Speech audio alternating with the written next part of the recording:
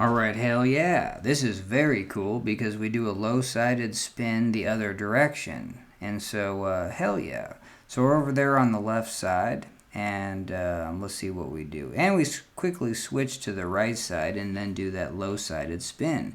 And it's kind of fascinating. I should put this other video together where we do... So what I just made a video where we're on this, the pile's right here. I'm on the left side of the pile and I'm on the left side of the boat.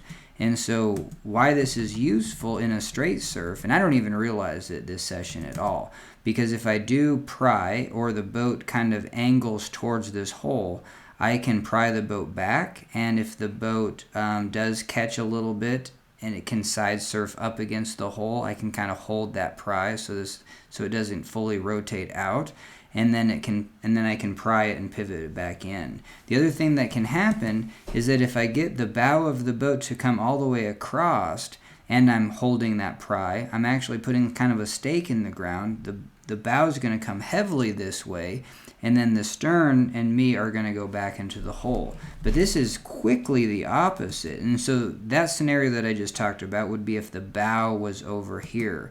And so I think we're going to see the opposite. Now the bow is shifting this way, and so the bow is getting pushed out to that side, that shoulder. I'm going to go to the low side and pry. I'm the stake in the ground.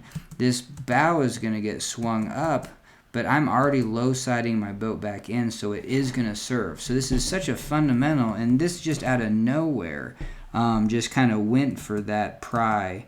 But that is so strong of a catch that I think this is for sure a fundamental that I actually want to practice. But this one just got away from me. And so again, if I wanted to be on this side and do the low side turn where this bow comes across this pile this way and exits this shoulder. But quickly what happens is that the bow is going to go to the other shoulder. And it's because I jumped, well, I don't know if it's because I jumped to this side, but because I'm on this tube and we are doing a low side turn. Oh, and this is really fascinating because typically, let's say I was right here and I was going to allow the boat to rotate that way. Typically, I would just do a shove it. I would have this tube low sided and then I would jump to the high side. But just the fact that I can throw in a pry right here, it locks in all of this motion. And you might flip out, but in this case it works really good because there is no pile over here.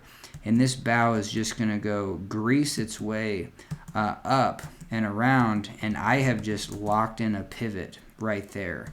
And this is going to be very useful because this is the first time I've actually seen this footage and then realized, and then this is going to be very useful because what happens is if my boat does start to go this way on this, the pile is right here. There's nothing over here that's surfable, hardly. And so if my boat starts to go over there, I just instantly get pieced out.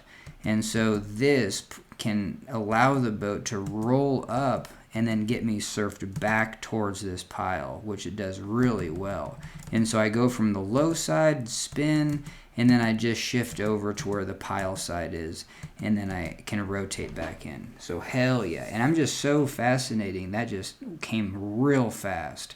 And so I don't even know how to set this up. But hell yeah. It's I'm going to be on the pile side in a second, and then the boat's going to rotate out that way. And so I'm actually just kind of jumping for the pile. I could actually see maybe if the boat is actually going to, and I know the boat's going to go to the left, I can just jump to this low side and then do a pry to hold that in location. So hell yeah. All right, let's watch this just a few times. Hell yeah, and a couple more surfs and get pieced out. Well, let's just watch it once all the way through.